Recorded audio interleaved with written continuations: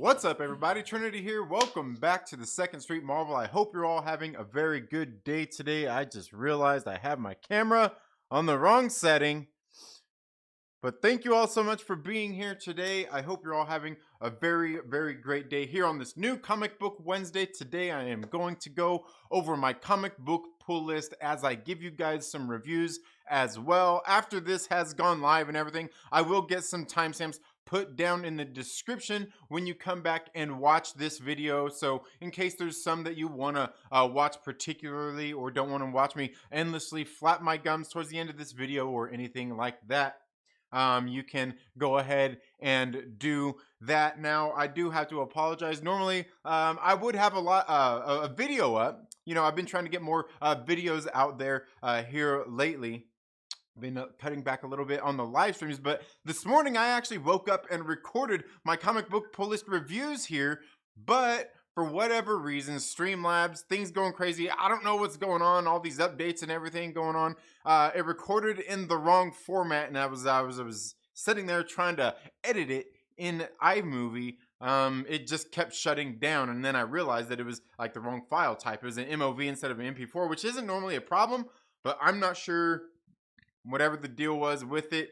iMovie was acting funny, so anyway, a whole bunch of excuses to why you're not watching a video right now, and we are doing this live stream. But thank you all so much for being here, because while you are here on the live stream, you actually collect Myrtle Bit. Myrtle Bit helps you get entered into some of the giveaways that we are going to be doing here on the channel very soon. So make sure that you're here. Make sure you smash that like button. You get extra points for all that, so you get extra bits for all that. You also get extra bits for interacting with all the great people here in the chat. Got a couple other things that we're going to talk about before I get into my comic book pull list and my reviews. The first thing right off the top that I want to talk about here. First thing right off the top I want to talk about is Horizon Comics. This is one of my local comic book shops, is doing a shop exclusive. I will have a link that I will get here in the description, or here in the comments in just a minute, and I will make sure that I leave it pinned in the comments after this has gone up as well. But Horizon Comics, one of my local comic book shops, has got their first ever shop exclusive, and this is Vault Comics Radio Apocalypse. This is a very good comic book. It is a post-apocalyptic tale in which there is this little town called Bakerstown. Let's just call it Bakersfield, okay? And there is this little settlement of this people there who are surviving after an apocalypse, and they there's this radio station called Radio Apocalypse, but they are there and they are trying to survive because there are these Xenos that are going around, and they look like these they look almost like these hyenas that are all like body horror style, going around and just kind of consuming everything that are out there, eating up all the resources of people and things like that. And people are coming to these towns, and this is a very good setup in this book. It's written by Rom V, a very good up and coming writer here over these past couple few years, really. And very good book here being set up, and it's kind of got like, when you read a Vault comic, you kind of have these expectations, and this meets right up with everything that they have done up to this point. This fits right in there with the Vault family of books. And there's something particular in this book. You know, Radio Apocalypse, they have this radio station there that is kind of broadcasting out to the world to anybody that's left out there listening. And there's a particular part in the book where they bring up this song by Bruce Springsteen that, like, you know the song when they say it, and it really kind of helps set the tone at that point for the rest of the book. Like, you can hear the song and everything as you're sitting there reading the book, and it's like wow, like it's pretty amazing when you can do that just through not having the music or anything playing. Like, you picked like a perfect song that kind of sets the tone, and a song that probably a lot of people know or have heard before. But this was a very good one by Vault Comics. One I'd definitely suggest checking out, especially if you like post-apocalyptic type of stuff. But this is the Horizon Comics exclusive right here. This is done by artist Brian Lopez Santos. Horizon Comics shop exclusive, where you can get this one right here. This is the trade dress with all the logos and everything for $15. They've got the Virgin variant for $20. They've got the pair for $30. They've got the certificate of authenticity signed version of the trade dress for $30. the Virgin variant for $35. They've got both of them for $60. Then they've also got the CGC graded signed versions for $120 and $130 for the Virgin variant. And then you've also got the pair of them that you can get for $240.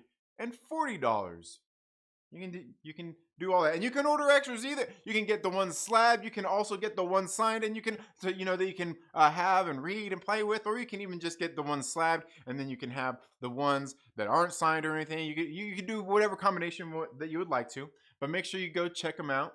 Again, I will make sure that I get a link for that here. And just you know what? Let me go ahead and do that while we are right here right now. Let me just go ahead and do that while we're here right now, so we can get that there for you guys. Okay, come on. Okay, here we go. We're gonna get it here in the chats.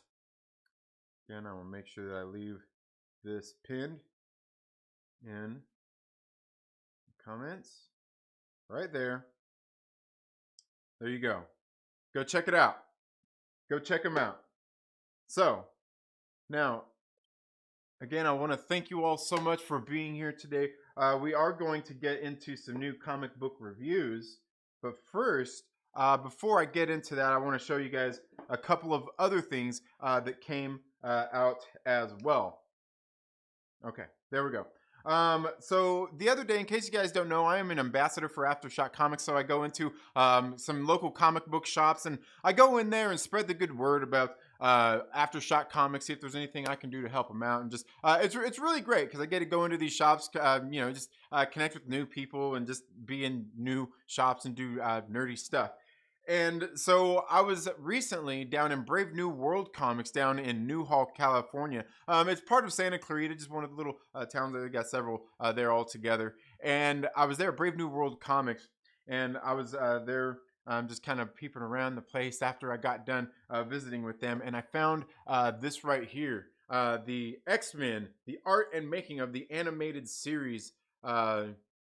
The series, and I seen this there. I was like, ooh, Disney Plus Day just happened. Last what was it? Last Friday, and was it Friday? It was Friday, wasn't it? It wasn't Thursday, right? Yeah, I don't know. It seems so long ago now, right? But anyway, they announced, the X-Men '97. They're bringing it back after the 5 seasons they did there. But this right here covers all of that, and this is actually done by this book is by Eric and Julia Lewald. Let me see if I can show you those names right there. They are the people who were the creators. I believe they were the writers and everything of this series as well. And they, they kind of go in here and talk about this. I know my man Young Ripper 59 actually had them on their on one of his shows not too long ago. I guess it would have been sometime last year. But I seen this there, had to pick this up. Channel members, we're gonna go through this book as well. Channel members, we got a lot of books to go through together, my friends. We've got a lot of books together. We got that Marvel Studios one. We've got this one right here, this this art and making of X-Men, the animated series. So that's gonna be good. It's gonna be good. It's gonna be good. It's gonna be fun. It's gonna be fun. We're gonna have a lot of fun going through there and checking that out. Now, the next thing that I got here as well is, I'm not sure if you guys seen a few weeks ago, we got that from Boom Studios. They had that limited, the deluxe limited edition of Something Is Killing the Children. Well, this one just recently released from Boom Studios as well. This is Once and Future Book 1 on Boom Studios. This is the deluxe edition, slipcase, blah blah blah blah blah blah blah blah blah. This is all that. This is very nice. Check that out. We'll slide that out of the case and take a look at the cover right there. You can see it's got the gloss on there, and then then where it's got like the matte finish there. Very nice. And then also, like, all along here you can feel like the little indentations on it as well. It's kind of like textured, and not just from the little glossy on the paint either, just other things as well, where they kind of did that same thing with the Something Is Killing the Children one as well. And then here is the back. You can see right there, it's got some of that glossy on there as well, with the little skull. I think this thing retails for, God, what was this thing? It was $79.99 for the slipcase version. They also have just the regular hardcover versions of these as well that are coming out. I think the Something is Killing the Children just came out this week or last week. The one without the slipcase that was $49.99. This one is $59.99 for the one without the slipcase. And I believe that one is, if it didn't come out this week as well, I believe it's going to be coming out a little bit later as well. Like I said, the Something is Killing the Children one came about a month later as well. So definitely another cool thing. And I really do like this Once and Future story, what's going on in this. And I've been saying for a while, I need to go back and read all the first issues, just kind of refresh on it and everything, because it seems like it's been going on for a while. It went on a little bit of a hiatus and then kind of came back. And it seems like it's kind of been going so long. I'm like, man, I need to go back and refresh. And this is going to be the perfect way to do that. So I cannot wait to get into this thing and read it in this. It's a little bit larger format as well than the regular comic book when it came out. But that's what we have there for that stuff right there. Again, I'm glad to have gotten a copy of that. So let's get here into the live chats and see what everybody's saying really quick here. See what everybody. Oh, come on, where are we at here? Here we go. Here we go. All right, I see we've got. Oh man, that's the thing about pinned comments, right? I see we've got my man. We've got my man Mike Porter here as well as Will Morgan. Some Immortal Myrtle Maniacs in the building. The channel members, throw them up. We got my man Rob Boswell as well as Alois Dotto. How are you doing? Superfan Adam Shawhan, my brother. How are you doing? Again, congratulations on the new grandchild. Absolutely awesome. B Grissom, thank you so much for being here.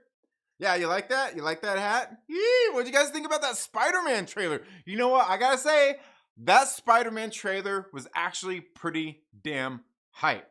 That one actually got me, that Spider-Man trailer actually got me hyped up a lot more than that last one did. I'm telling you, that first Hawkeye trailer was better than that first Spider-Man trailer was. Like, I'm just being honest here. This trailer is pretty damn good. It's pretty damn good. Maybe we should talk a little bit about that here in a little while. I don't know. Maybe we should do that later too.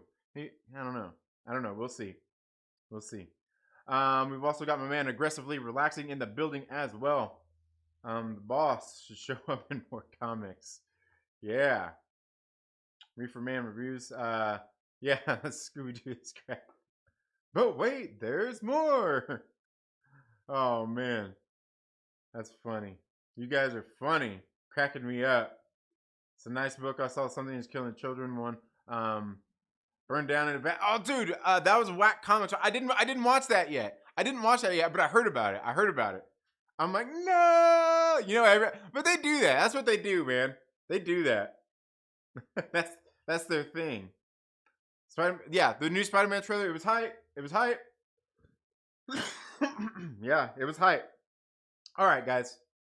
So let's go ahead and get into some comic book reviews here for the day. Excuse me, let me have a drink a little sip of coffee and a drink of water here.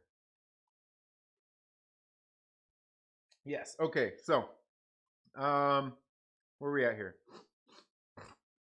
I actually have a Marvel book this week, guys. A Marvel book.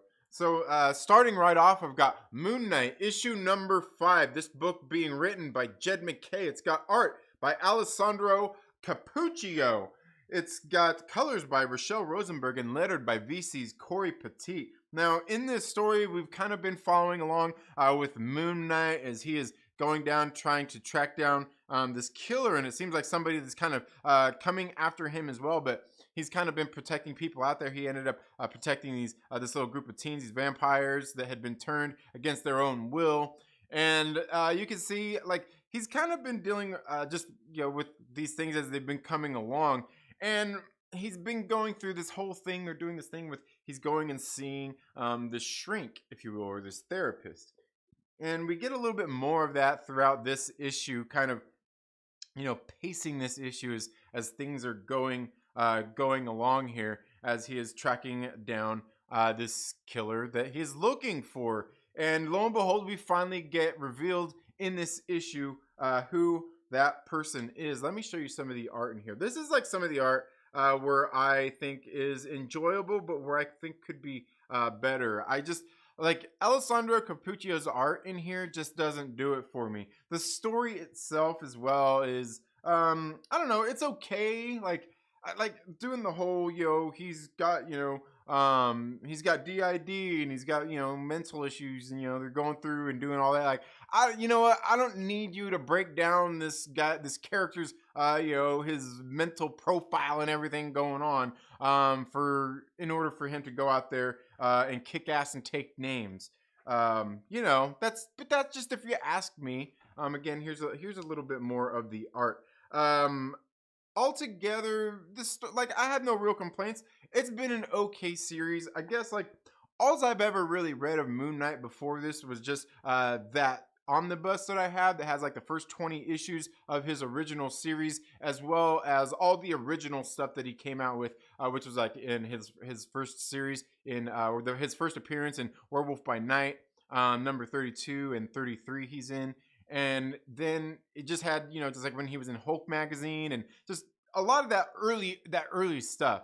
And it was really great, but it's different storytelling back then too, because a lot of the stories were told in like one issue, maybe two issues. Very rarely was it like nowadays where you have all these books are coming out in 5-6 issue story arcs, sometimes 4. A lot of times it was 1, maybe 2 issues if they pushed it. And I think I really do like that a little bit more. But there was never any of this whole kind of going in and trying to break down, his 3 different personalities and all that stuff. I don't need that. I need his 3 personalities out there doing what they need to do, kicking ass, taking names, and doing what needs to be done. I know things have changed, and there's definitely some series I've missed over the years. But just going from that to this, to me, it's like it's almost disappointing. It's almost disappointing. But let me know down in the comments below if you have read Moon Knight, have been keeping up with this current series, and what you think about it compared to any of the old stuff. If you've read any of the original Moon Knight stuff, let me know all your thoughts down in the comments below. Now, moving on into the next book we have here on Ablaze Publishing. This is He Who Fights with Monsters, issue number 3. This book is being written by Francesco Artebani. It's got art by Werther de la Dera, which is the artist who does Something Is Killing the Children, which is kind of what drew me to this book when I seen that they were that Werther was doing the art in here. It's got colors by Giovanna Nero and letters by a Larger World Studios Troy Puteri. I'll show you those names right there where you can go and you can check that out. And this book right here is kind of taking place back during World War II, when you got the Nazis invading all the other countries, and here it's obviously dealing with the Jewish community and the persecution of them. And you can see that there's a certain faction of people that are resistance trying to get their people to safety. And we've seen over the last couple issues this kind of superstitious thing going on here with our main character, in which they were using these old rituals and texts and things to they end up creating this golem that ends up coming to life and saving them right as they brought him to life. And like, it's something that's pretty much unbelievable. And even the main character who's seen it happen right in front of him, who was like there when it all happened, really kind of doesn't believe it anyway, and he's embarrassed, and he don't want to go to other people and tell them about what's going on here.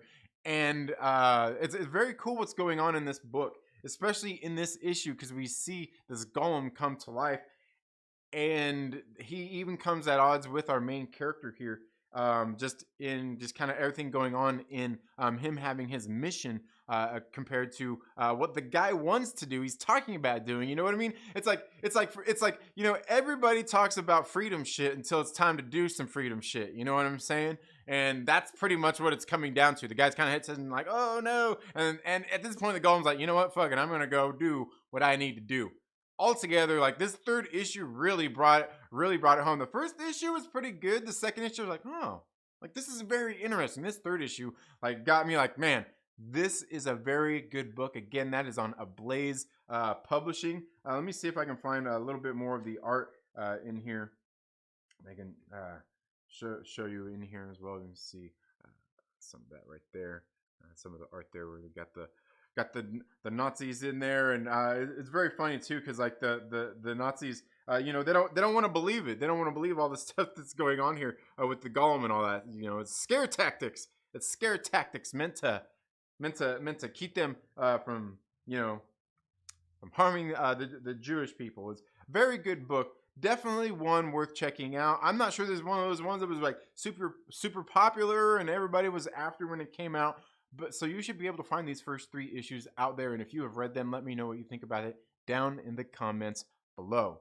Now, moving on into AWA Upshot, you know, one of my favorite publishers here over these past couple of years. They have been putting in some work, especially some of the people on this particular book. This is Not All Robots, issue number 4, written by Mark Russell. It's got art by Mike Deodato Jr.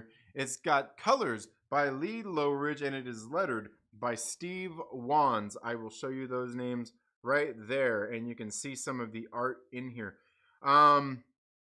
I've really enjoyed this series. This series really kind of reminds me of that premise. If you ever seen the Animatrix, where they had the second Renaissance, where that robot kind of went against its owner and killed it, and then it went to trial and all that stuff, and there was the big uprising and all that stuff. It kind of reminds me of that, but where you got the humans living together with the robots. The robots end up going to work for the humans. They live in the house with the humans and earn the wages and everything. So we see one of the families that we're following here. They're like the family feels like, oh, like they're scared of the robot. They're like, man, we don't know what he's gonna do. Where you can see like the husband is cucked. Like he wants to go relieve the oil pressure on the robot. You know what I'm saying? And so it's very good, just kind of going through seeing some of these things. But here we also see that they've got these, what do they call them? Mandroids that are just being released because humans have really been resistant. And there's kind of been growing tensions between the robots and the humans. So they introduce these mandroids that are human looking to go out there and kind of, you know, the humans are more accepting of them, and we see that happen really quick. And you see these kind of rising of the robots and everything here in this issue. And this series, I'm telling you, has been great. Mike Deodato has been putting in a lot of work here as well with AWA Upshot on their titles and everything. And his art is very good. I'm not sure if you've ever seen any of his work before. He's been around for quite a while.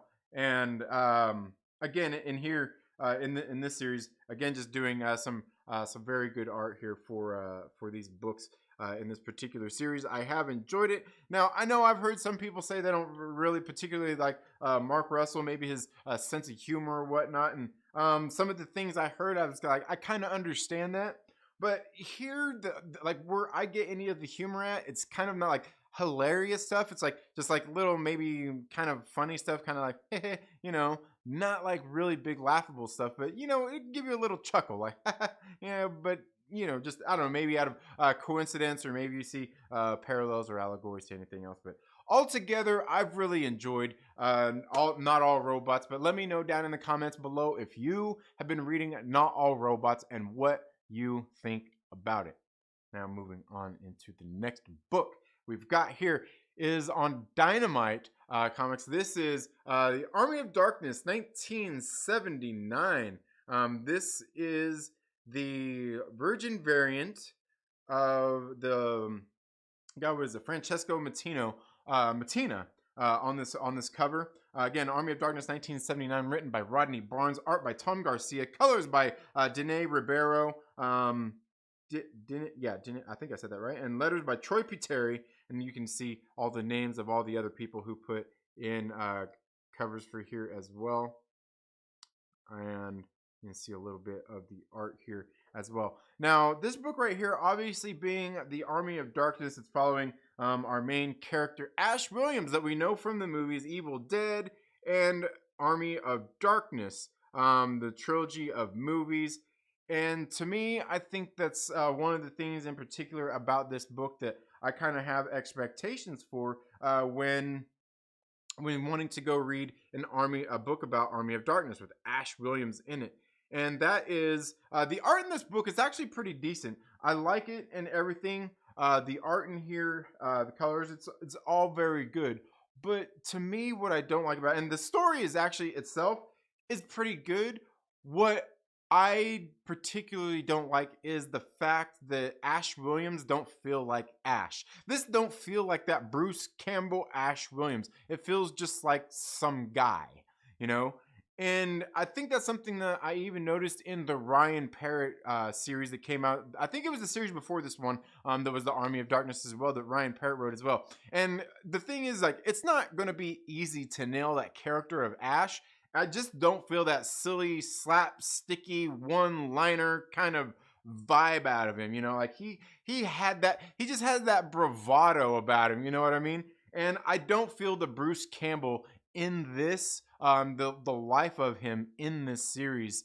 And I think that's something very important for something like a series like this for Army of Darkness. And for me, it just doesn't hit it. But the writing itself, other than that, is pretty good. Aside from the Ash Williams character, like if this was just some guy in there, if this was Sean William Scott in here doing this, yeah, sure. If this was Sean William Scott in here playing some kind of action hero that was similar to Ash, it works. But to me, this just doesn't feel like Ash. I think there's like one, maybe two issues left in this series. I don't think it's an ongoing. I could completely be wrong, but let me know down in the comments below if you have been reading Army of Darkness 1979 and what you think about it. Next book I have here on Dynamite Entertainment as well. Now, guys, one thing I definitely encourage you guys never to do is go out there and spend a bunch of money buying a bunch of alternate covers and stuff like that. Look, you don't need it. Do you really? You don't need it. It's completely unnecessary. So don't do it. I certainly don't do it here on the channel. I mean, like, I've really cut back on a lot of my pull lists in the first place. So. But just don't do it. There's no need to do that. But anyway, here we've got Elvira meets Vincent Price. This is on Dynamite Comics as well, Dynamite Entertainment. And this book is being written by David Avallone, who I believe has written these past couple of series of Elvira. It's got art by Juan Samu, colors by Walter Pereira, and letters by Taylor Esposito and Elizabeth Charland. I'll show you those names right there. You can get a little sneak peek at those. Oh, and I got a little sneak peek at, a little sneak peek at those. Sorry, I had my hand on her boobies. You couldn't get a sneak peek at those. And you can see some of the art here in this book as well. Now, again, the art in this book, I really do enjoy this art. One of the things I think they nail pretty good. For the most part, a lot of the characters, like, this really does kind of look, it reminds me of Cassandra Peterson. It reminds me of Elvira a lot of the times. There are some times where it doesn't quite, but I think it does very good here. Even our depiction of Vincent Price is good. I think where it gets a little bit different is in some of the other characters as far as their looks. Like, you could see like some of these other characters here towards the bottom here. You know how they look a little bit, I don't know, they just don't look as, I don't know, as detailed as, say, when you're looking at Vincent Price or Elvira. And I think that's good, and I think that's something that's important. Like I said, when you're doing art like this, like I said, you got Vincent Price there. That looks like Vincent Price. That looks like Elvira. Very good stuff here. Very good colors, very good art in this book. This series itself, again, like I was saying, when I was reviewing the Army of Darkness 1979, here in Elvira feels like Elvira. This feels like the character. Sometimes, not all the times, but sometimes there's some stuff that's like, that doesn't quite seem. But a lot of the sassiness and everything that Cassandra Peterson brought to the role of Elvira, just Elvira herself, the Elvira I grew up loving, I feel that in this book when I'm reading it. As she's dealing with Vincent Price. I'm not very familiar with Vincent Price and how he was outside of his films. I know growing up, I certainly seen a handful of his films. Very good actor from back in the day, man. And but it kind of feels like Vincent Price, the Vincent Price that I knew growing up as a kid. And again, something I think is important in here, and I think they nail that here in this Elvira series. I think they really do nail it. And altogether, I think it's, if you like Elvira, it's definitely a series worth checking out.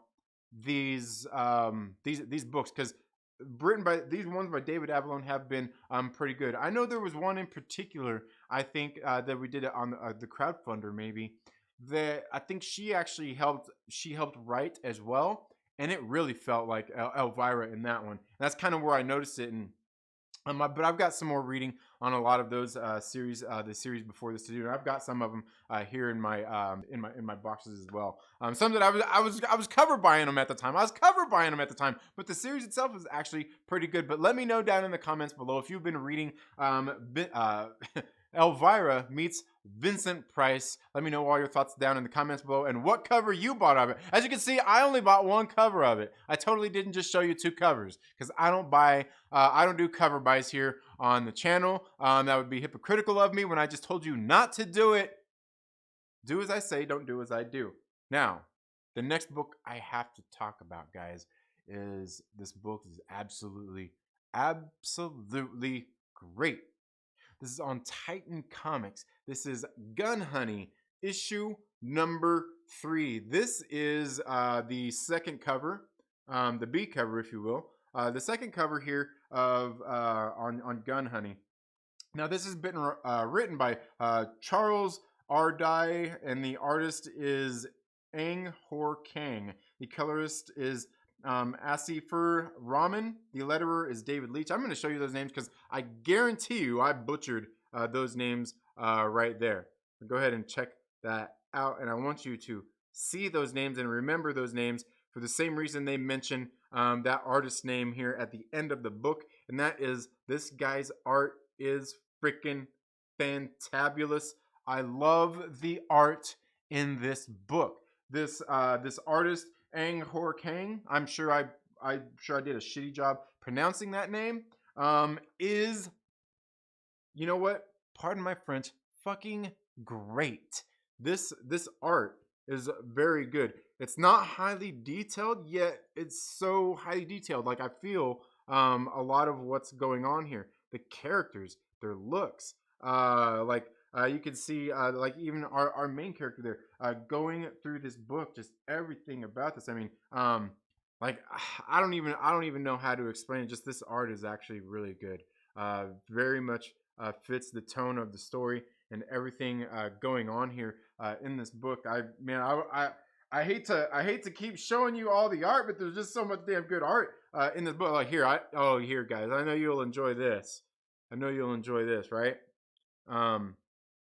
Again, just great art in this book. And again, the writing in this book is really good too. It's about this girl. Her nickname is Gun Honey.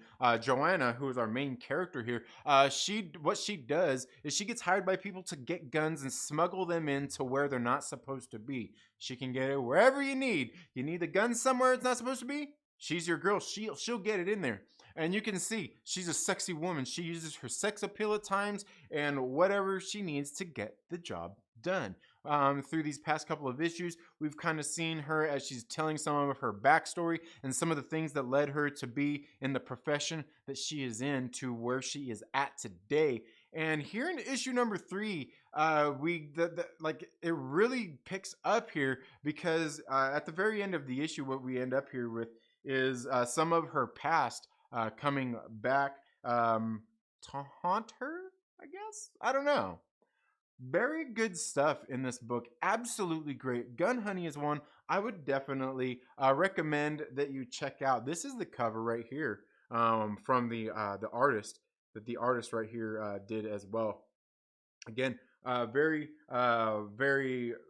good book. Again, I would suggest checking this book out. You can probably find it out there at your local comic book shop. Again, I do cover buys here. I totally don't have 3 covers of that book because it's not all that great, right? It's not there. But anyway, let me know down in the comments below if you have read and Gun Honey And if not, what you think, if it's something that sounds like it might be interesting to you. Let me know all your thoughts down in the comments below, and we will get into my last comic book of the day. This is on Vault Comics. I just talked about it at the very beginning of the stream. This is Radio Apocalypse issue number 1. This book being written by Ram V. I got both of these covers here. The one of them here, this is the Martin Simmons cover right there. You can definitely tell Martin Simmons art. And then this one right here, is done by, let's see, this one is by artist Nathan Gooden and designer Tim Daniel.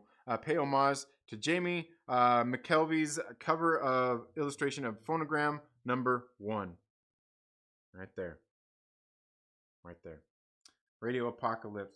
Again, I've really enjoyed this first issue overall. Again, it's a post-apocalyptic tale. It's got that, it's got that Vault style art. You can tell. I'm telling you, you can tell a Vault book when you see it. And like I said, the feel of the pages, the smell of the book, everything about it. A lot of the stories that they do, very good. Like there's a certain expectation.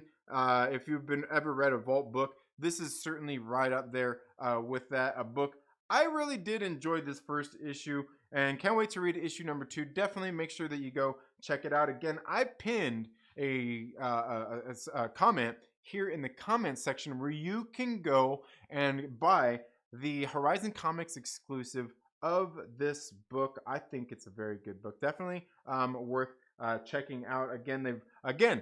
They've got the trade dress variant. They've got the virgin variant. Those are, $15, $20, $30 for the pair, $60 or $30, $35 for the signed versions, the pair for $60. Then they've even got the CGC graded ones as well. Go check out the store. Go check out this book. Definitely one I would say is worth your time to check out, to go out there and pick up and check out and read. And yeah, go check it out, guys. But let me know down in the comments below what's on your comic book pull list and what of these books that I've read did you like and enjoy, and let me know your thoughts on them down in the comments below. So let's go ahead and get here into the live chats. Finish up the show. We'll talk about that Spider-Man trailer and whatever else you guys want to hear. We'll go for, I don't know, we'll probably go for another good 20 minutes or so here. Let me grab let me grab another little sip of coffee. Grab another little sip of coffee here. Get back here into the live chats. Okay.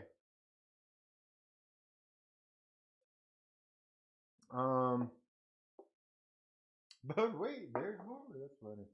All right.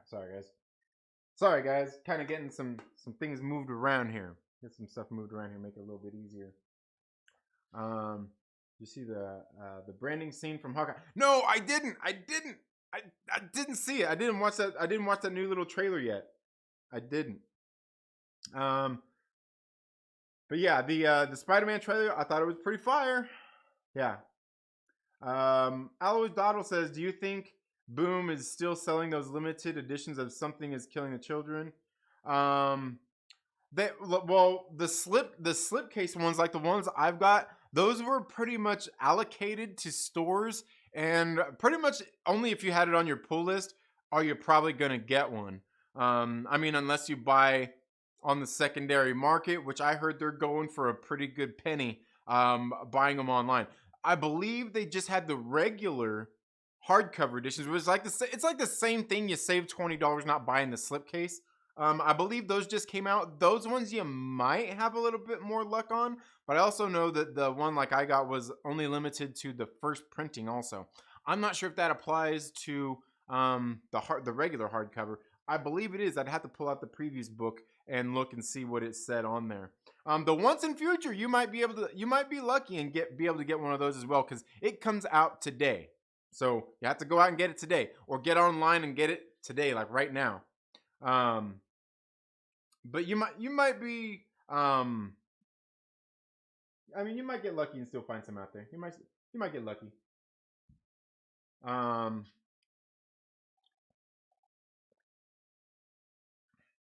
Love the new Hawkeye clip, Brandon. Yeah, I need to check it out. I meant to check it out, and I just completely forgot. Don't tell Trinity I'll have to watch it. Oh man. Never read Old Moon Knight. Never read Old Moon Knight. But I'm loving the new series. Yeah, I think it's okay. It's okay. I mean, like I said, it's nothing compared to that old original stuff. But it never is, right? It never is. It never is. Let's see here. Input. Damn, let's get that up there right there. You get that up there right there. You get the little chat box up there.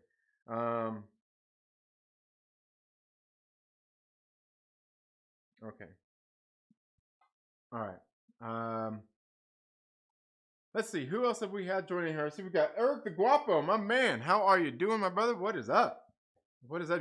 Are you gonna go to the shop to get that shop exclusive? I know you're gonna go get that shop exclusive, you son of a. I know you're going to. I followed you on Twitter, Eric. I followed you on Twitter.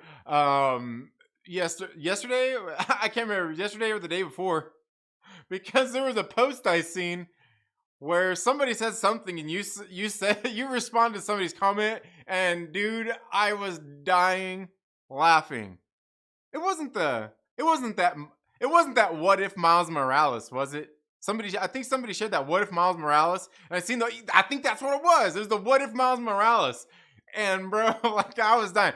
Guys, have you heard about this? They're doing a what if Miles Morales was some other hero, and I think like the first one they're doing is what if Miles Morales was Captain America, and or like basically what if he idolized whoever else instead of Spider-Man, but it was like what if Miles Morales was Captain America, and I'm like, he'd probably still hate America.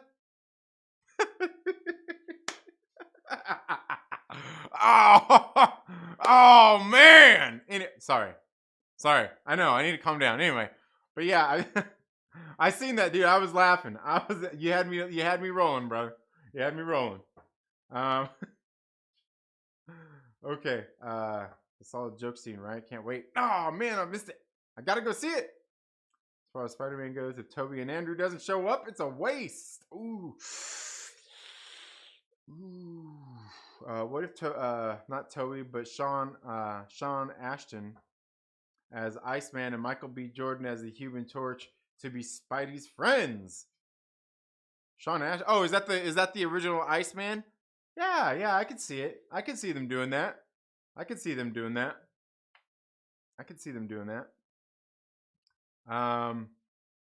Just some guy? What? Oh, what are you talking about? Just some guy, what happened? Jared Dyer, thank you so much for being here. So pop in, drop a like, and say what's up. Have a great day. You have a good day as well. Star Wars Santa, my man. Guys, make sure you go check out Star Wars Santa. Make sure you go check out Star Wars Santa's channel. You gotta go check him out. He's the best. Absolutely great stuff. It's the only Star Wars channel where I go hang out at. Regularly. Let's see. Aggressively Relaxed says, I buy Gun Honey for the articles. Oh, man. That's fun.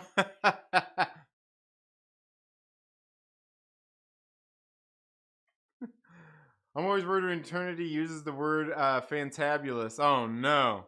Trinity's friend sounds a lot like Dirty Words. No. Star Wars MCU OG, my man, what is up? How are you doing? I hope all is going well with you. Do you think Toby and Andrew is in the movie? Ooh, this is the question, right? This is the question. You know, I honestly like everything we've seen. I mean, I want to say yes. I have no reason to doubt that they are not.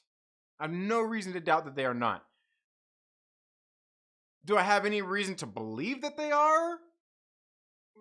Yeah, sure. Absolutely. I mean, I think just the mere fact that they bring in the villains is kind of a clear indication that they are going to be in the movie, at least in some capacity. Now, will they be in like huge roles? Did they go out and train for 9 months and do the Marvel diet and get all super fit so they could get in the Spider-Man outfit and web them all up again? I think not. It's all going to be CG. Are they in the movie? I think they're gonna be. I don't think they're gonna be maybe major role players in the movie, but I think they're definitely in the movie. Um, like it would be ridiculous if they were, but I mean, they've even like haven't they all come out and said that they're not in it? Even Tom Holland said. Didn't even Andrew Garfield? And that's the only thing is like because Andrew Garfield came out and was like, man, I just want to kind of temper people's expectations, man, because like I'm telling you, I'm not in this piece of shit, right? Like he's like, you know, like, but and if they're not in it, how disappointed are fans going to be? How disappointed are fans going to be if they're not in it? For one, fans are going to be they're going to be pissed. They're going to be disappointed. They're going to be throwing their fucking popcorn and their sodas and shit at the movie screen if it's not in there. But if they're not in the movie, you cannot say that none of these people came out. If they're not, I'm saying I believe they are. But if they're not, you can't say that none of these people, except for like Tobey Maguire. I mean, does Tobey Maguire even talk to anybody these days? But you can't say that these other guys didn't say that they're not in the movie though. You know what I mean? So they have a legitimate defense if these guys aren't in the movie. They're like, bro, I'm not in the movie. But I have every reason to believe that they will be in the movie. If you look at it, I mean, we've got their villains in the movie. They're kind of crossing over here and everything as well. Also, all those trailers everybody's talking about. Oh, look in this video. You can see the guy hitting. He's getting hit, but who's hitting him? There's nothing getting hit. We got this and that. And remember inside the little stills that we got before the leaked footage, and they had the little things, the scaffolding, and they're on the scaffolding. There's the scaffolding. There's all the villains, and there's the this, and there's the that. There's all this stuff, and you know the thing is, it's not even tinfoil hat shit. It's not even tinfoil hat shit. It's like all legitimate if you think about it and look at it all, right? Isn't it?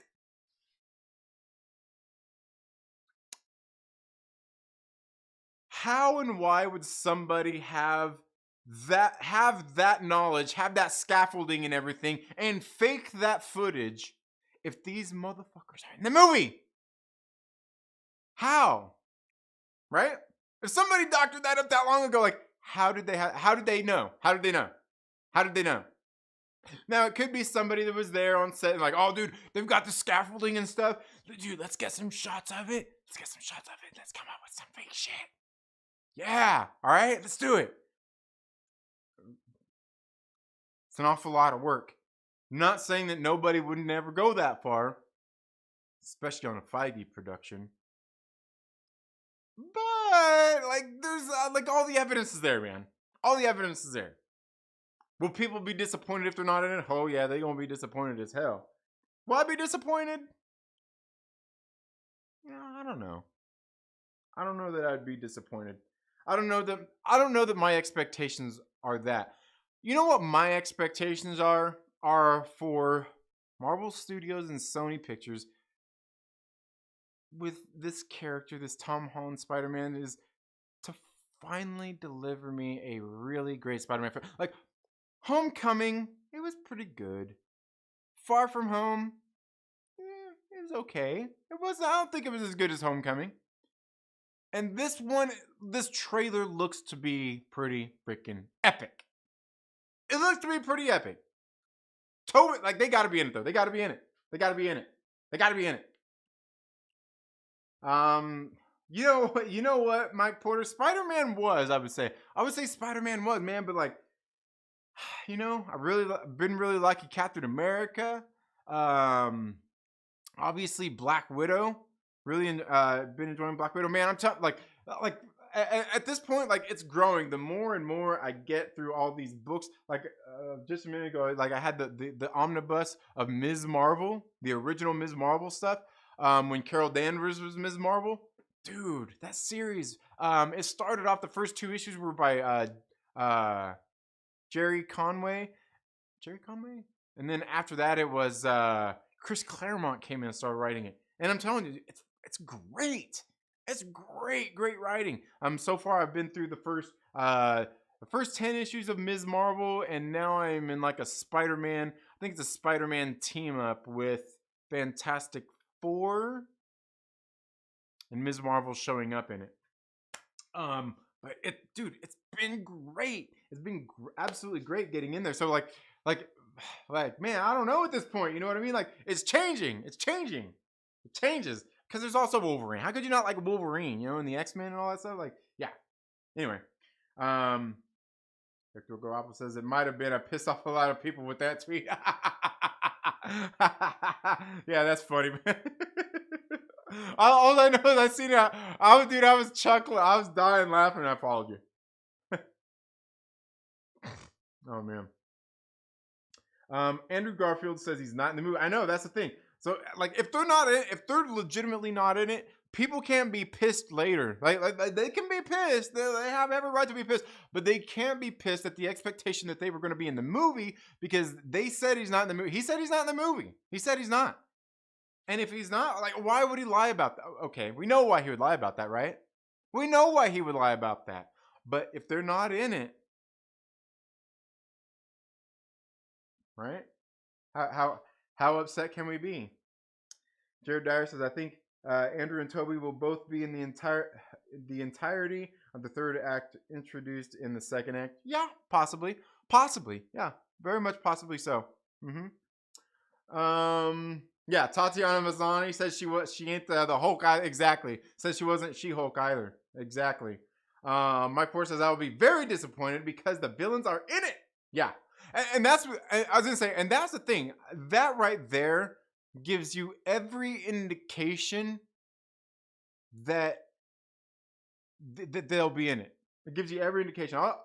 I think there's only one reason why you would suspect that they aren't in it. And that was the line in the trailer where you seen Doctor Strange say, they all got killed by him. That's their destiny, right?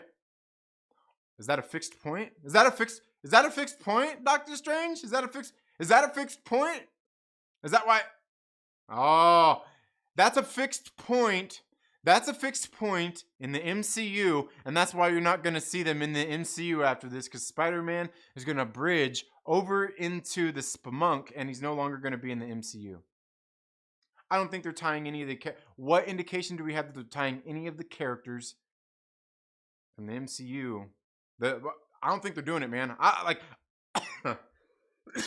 This trailer really only furthered my suspicions that Spider-Man is going over to the Sony universe. And we won't be seeing Venom and Morbius and all the other characters in the MCU. I don't think we're going to. I don't think they're going to do it. But but I think it was from that line. He's like, all these characters, their destiny was to die. So if they were dead, that means that they were killed and they were dead, right?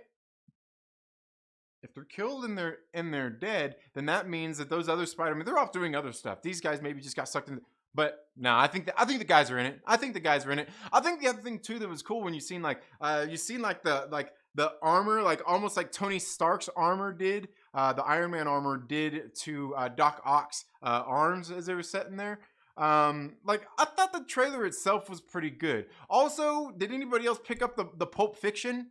The Pulp Fiction reference in the trailer? Let me know if you picked up the Pulp Fiction reference in the trailer. The Pulp Fiction. Did you pick up the... Oh, you only picked up the other one, right? Did you only pick up the... Is that...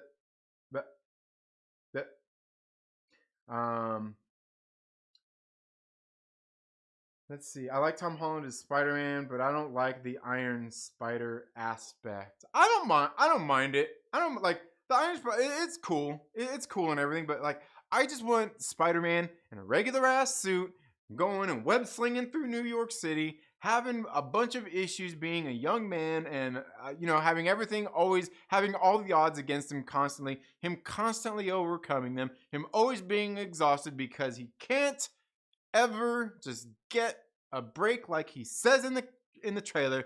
I haven't had a normal week since I got bit by that spider.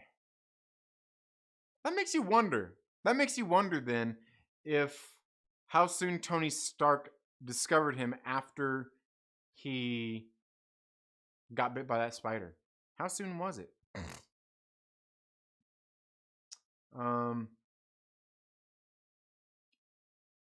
Let's see. Jonathan Majors said he wasn't in Loki, but that turned out to be false. He was certainly in Loki. Yeah, absolutely. Absolutely. Mike Porter says, I've heard things about that they died thing, but I didn't want to spoil. Well, yeah, I mean, well, that's in the trailer. That's what Doctor Strange says. He's like, oh, all these guys died, at the hands of Spider-Man. Obviously, we also got the reference there of when MJ was falling off the bridge there, just like Gwen Stacy did. You know what I mean? And I hear I think I already see somebody saying like, oh man, like. I think it was on Twitter. Somebody was like, "Oh, that's gonna be a boss move if Andrew Garfield comes in and saves her, right?" You know what I mean? I don't know. I don't know, man. I don't know. Like I said, the trailer was pretty good. It was pretty good. It was pretty good. I know people are disappointed because no Toby and Andrew in it though, right? No Toby and Andrew in it. But nobody got the Pulp Fiction reference. No. Pulp Fiction reference? No. I want Spider-Man to be Spider-Man and not influenced by Iron Man. You my man, Mike Porter. Yeah! Smash that like button. Anyway, oh man. Come on, man. But yeah, the Pulp Fiction thing. You know the scene where have you ever seen Pulp Fiction?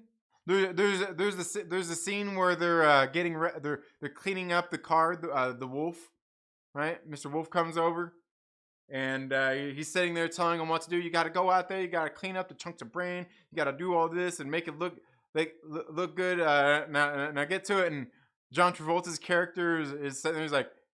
He's like, I think you would be nice. I was like, what? I was like, I think something like, I can't even remember. It's been so long since I seen it. He's like, thank you would be nice. He's like, look, I'm not here to babysit or some bullshit. Like, I can't even remember how he puts it. But he's like, but pretty please, with fucking sugar on top. Clean the fucking car.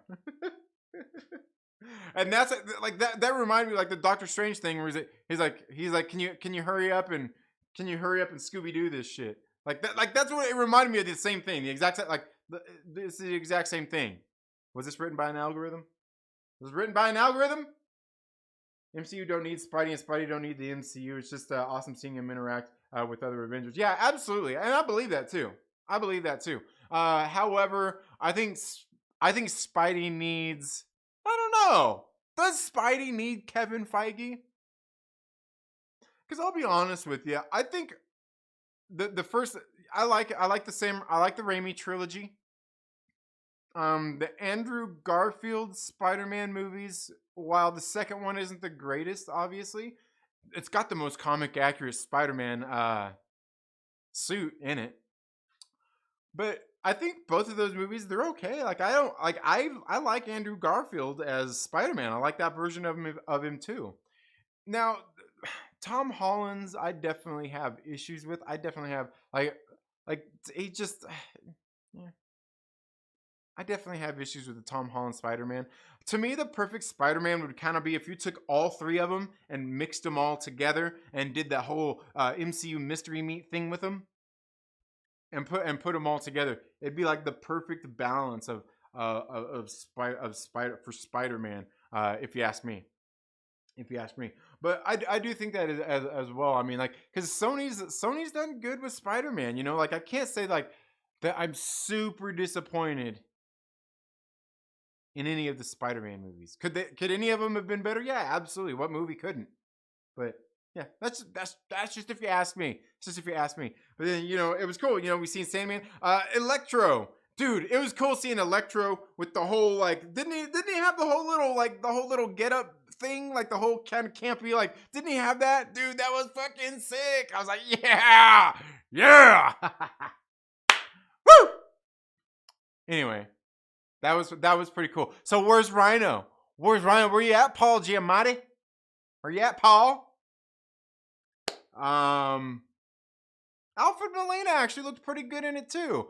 I thought it was silly how the kids were sitting there laughing at his name. Like Otto Octavius. Yeah, yeah. Is MJ gonna die? Oh man, couldn't we? Yeah, it would be nice. It would be nice. Let's see.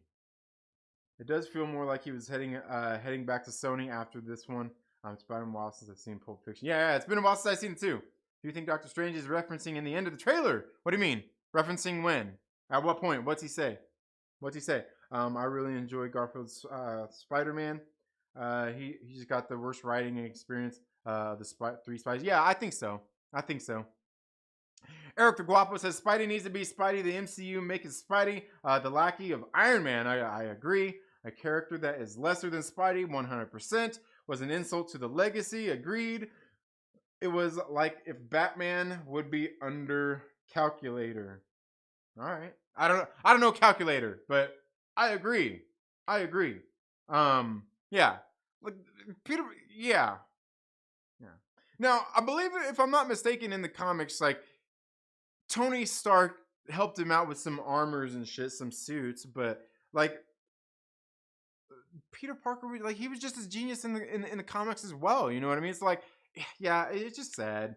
I mean, I guess they had to do something. They had to do something, I guess. Yeah, who the hell names their son? Who the hell names their son Otto Octavius? Yeah. MJ not dying, but bye bye MILF May. Dang. Scooby Doo that crap. All Peter, MJ, and Ned need is the mystery van, a talking dog, and Velma. Yeah, absolutely. When the dimension is breaking, and he says, someone is coming. Oh man, that's and that's a good one, because like I said, I kind of don't feel like this movie is going to be. I feel like this movie is going to be sending Tom Holland back over to Sony. That's how I feel about it. That's just like, even the vibe from this trailer kind of makes me feel like he's going bye bye from the MCU. But yeah, I don't know. I'll have to watch it. Yeah, I've watched it several times. I haven't really sat down and jotted down my thoughts or anything about it.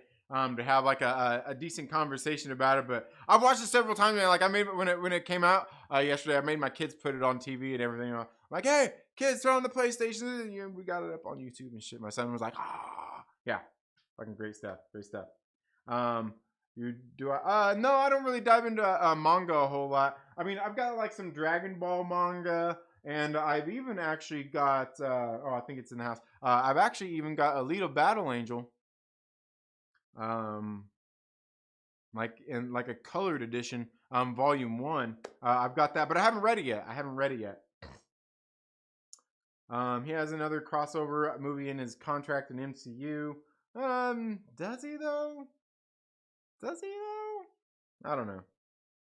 Regardless, that don't mean that they're bringing Venom and all those characters over. I don't think that's going to happen. I think they're going to the Sonyverse, and that's it. I don't know that, like, unless they work something else out, but the way everything looks right now, it looks like they're kind of abandoning the idea. Could he come back for another movie for a cameo to kind of finish things up? Yeah, I mean, I think that's possible. Yeah.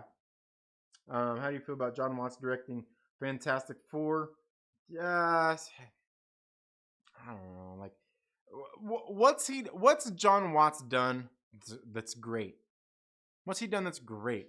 Like, Homecoming was okay. Far From Home was okay. We'll see how this next one is. We'll see how this next one is. But I don't know. He needs to impress me. He needs to impress me with something. Like I said, maybe I need to go check out his other movie catalog and see what else he's done. Maybe I need to see what else he's done. But yeah, that's just if you ask me. It'd be crazy if just a bunch of people from the other universes falling out of the sky and there's no way to catch all of them. Yeah.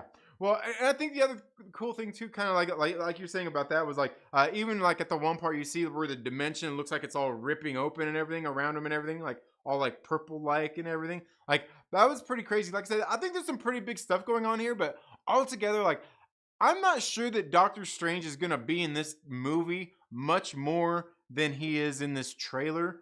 I don't feel like he's going to be. I feel like he's going to be in it maybe just a few minutes longer than Tony Stark was in Homecoming. Maybe just a little bit more camera time, and that's about it. I don't think he's going to be a big part of the movie. I don't think he's going to be a big part of the movie. I mean, even if you like I said, even if you look at Far From Home, there wasn't, aside from him, there wasn't a whole lot of other characters that were really in the movie carrying over in that way, kind of guiding him. I mean, you had Happy in there a little bit, you had Nick Fury in there a little bit. Other than that, it was him and his friends and Mysterio. And so, like you said, again, that's all the reasons why I feel he's not going to be in the MCU. I mean, unless they work something out, this pretty much feels like they're kind of sending him back over to Sonyverse and saying, that's kind of all we've got for now. Because we've got this going on for now. We're going to leave it feeling like this because that's how our arrangement is set up for right now. So that's all we can go with and do right now is kind of give it that feeling, that lingering feeling that pretty much it's done here. But we could bring it back if we want to, if we work things out. But that's if you ask me.